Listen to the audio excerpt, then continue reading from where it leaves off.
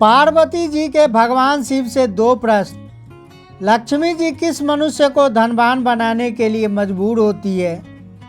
मनुष्य के दुखों का अंत कैसे होता है?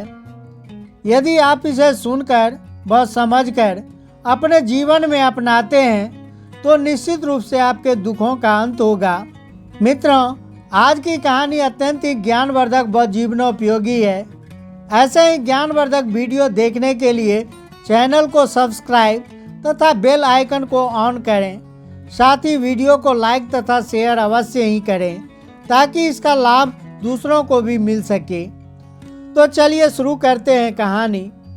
मित्रों, एक बार भगवान शिव कैलाश पर्वत पर विराजमान थे और माता पार्वती जब भगवान शिव से मिलने के लिए प्रस्थान करती है तो रास्ते में क्या देखती है?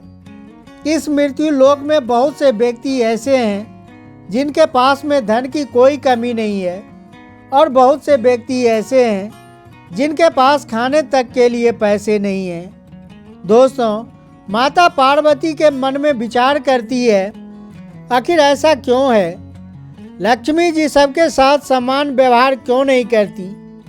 किसी को बहुत अधिक धनवान बना दिया है तो किसी को बहुत अधिक निर्धन बना दिया। आखिर इसके पीछे क्या राज है? माता पार्वती इस प्रकार मन में विचार करती हुई जब भगवान शिव के पास कैलाश पर्वत पर पहुंची तो हाथ जोड़कर प्रभु से कहने लगी, प्रभु, मेरे दो प्रश्न हैं, मुझे इन दोनों प्रश्नों के उत्तर चाहिए। यदि आप मुझे इन दोनों प्रश्नों के उत्तर देंगे तो मेरे मन को बहुत शांति मिलेगी। भगवान शिव कहने लगे, ठीक है पार्वती, तुम अपने दोनों प्रश्न बताओ। मैं तुम्हारे दोनों प्रश्नों का उत्तर तो अवश्य दूंगा और तुम्हें संतुष्ट करने का पूरा प्रयास भी करूंगा। तब माता पार्वती भगवान शिव से कहने लगी, प्रभु, मेरे दो प्रश्न हैं। पहला प्रश्न यह है कि लक्ष्मी जी किस मनुष्य को धनवान बनाने के लिए मजबूर होती है? और दूसरा प्रश्न है कि मनुष्य के दुखों का अंत कैसे होता है? दोस्तों, इस प्रकार से माता पार्वती के प्रश्न सुनकर भगवान शिव कहने लगे, पार्वती, अब आप मेरी बात को ध्यान से सुनो। मैं तुम्हें एक कहानी सुनाता हूँ और इस कहानी को सुनने के बाद में तुम्हारी हर समस्या का समाधान हो जाएगा। तुम्हारे दोनों प्रश्नों के उत्तर तुम्हें मिल जाएंगे। बस इस कहानी को ध्यान से सुनो और पूरा सुनना। तब भगवान शिव कहते हैं, किसी नगर में एक सेठ जी रहते थे। वे खानदानी रईस थे। उनके पास धन की कोई कमी नहीं थी। धन ऐश्वर्य प्रचुर मात्रा में था, परंतु लक्ष्मी जी का स्वभाव तो चंचल है, एक स्थान पर नहीं रहती, कभी यहाँ पर है तो कभी वहाँ पर। भगवान शिव कहते हैं, पार्वती, सेठ ने रात को एक स्वप्न देखा और उस स्वप्न में उसने एक सुंदर स्त्री को देखा। वे सुंदर गहने पहनी हुई थी और सेठ जी क्या देखते हैं, बहुत सुंदर स्त्री जो थी वह उसके दरवाजे से होकर बाहर निकल रही थी। तभी सेठ जी उठ गए और उस सुंदर स्त्री के पास पहुंच गए और वहां जाकर उसके सामने दोनों हाथ जोड़कर पूछने लगे, हे देवी, आप कौन हैं? मेरे घर में आप कब आई और अब मेरे घर को छोड़कर कहाँ जा रही हैं? तब भगवान शिव कहते हैं, पार्वती, वह स्त्री कोई और नहीं, वह साक्षात लक्ष्मी जी थी। वह स्त्री कहने लगी, मैं तुम्हारे घर की लक्ष्मी हूँ। कई पीढ़ियों से मैं यहाँ निवास कर रही हूँ, किंतु अब मेरा समय यहाँ पर समाप्त हो गया है, इसलिए मैं इस घर को छोड़कर जा रही हूँ।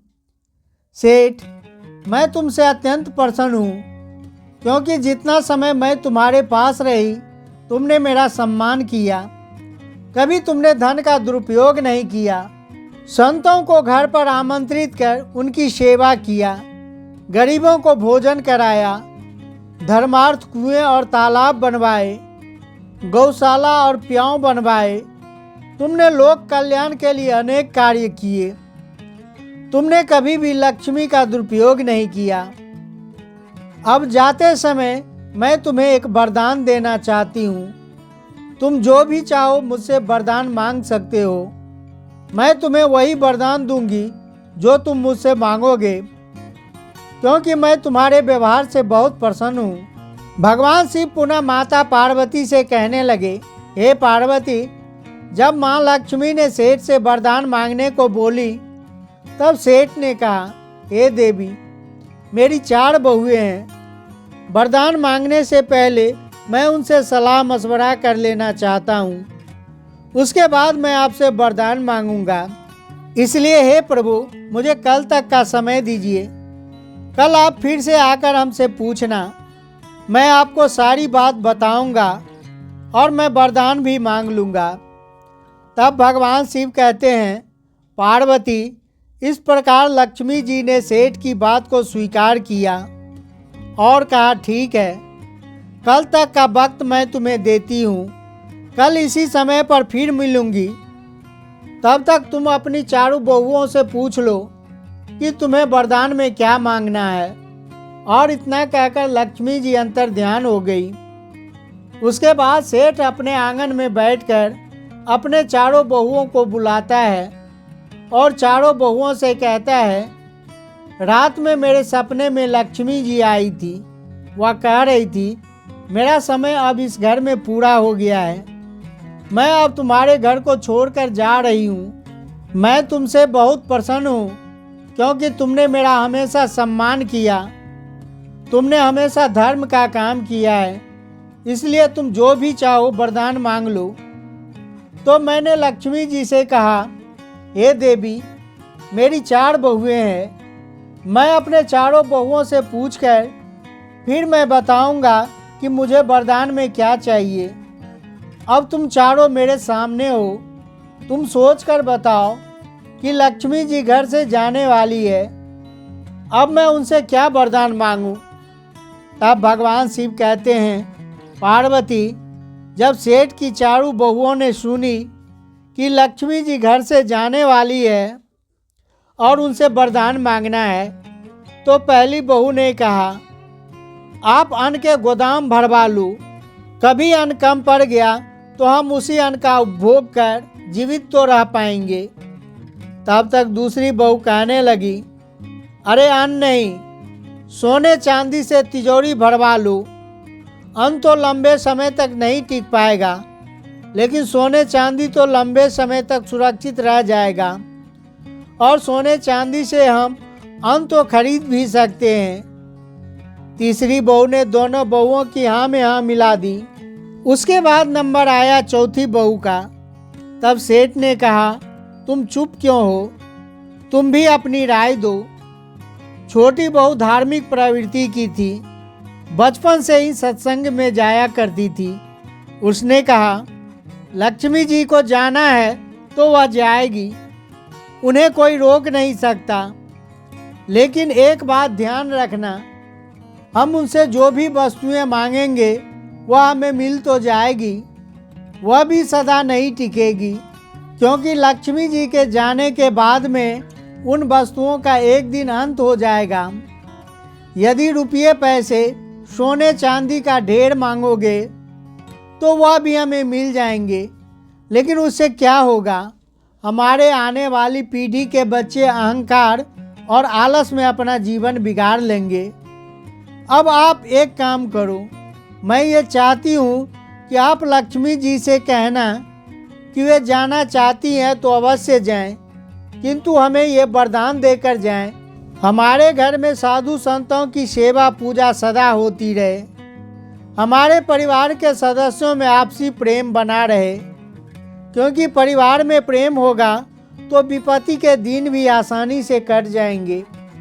दोस्तों, भगवान शिव कहते हैं, पार्वती, इस प्रकार से चौथी बहू की जो बात थी सेठ की समझ में आ गई और सेठ वहाँ से जाकर फिर से अपने कमरे में बैठ गया।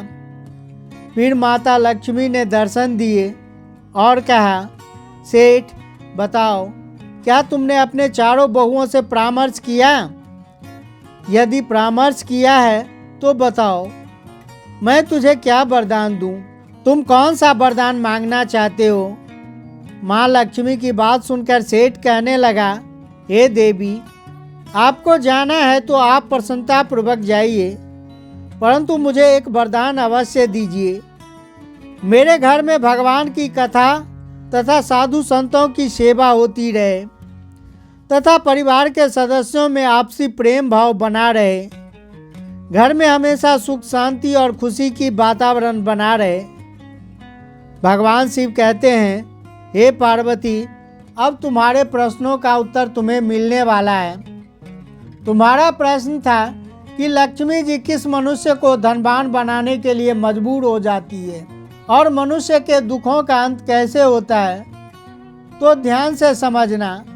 जब सेठ ने कहा, मेरे घर में हर कथा होती रहे, साधु संतों की सेवा होती रहे, परिवार के सदस्यों में परस्पर प्रेम भावना बना रहे, खुशी का माहौल बना रहे, कभी लड़ाई झगड़ा न हो, ये सब सुनकर लक्ष्मी जी एकदम से चौंक गई और बोली, सेठ, तुमने ये क्या मुझसे मांग लिया?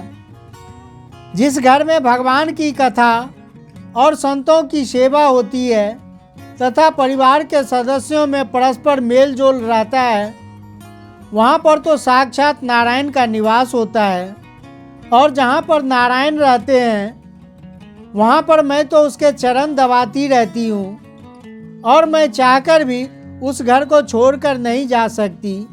यह वरदान मांगकर तो तुमने मुझे इस घर में हमेशा रहने के लिए विवश कर दिया। ठीक है सेठ, जाओ, मैं तुम्हें वरदान देती हूँ। तुम्हारा घर सदा ही फलता फूलता रहेगा। हमेशा घर में भजन कीर्तन सत्संग होते रहेंगे। हमेशा सबके बीच प्रेम बना रहेगा और कभी भी किसी को कोई कष्ट नहीं होगा।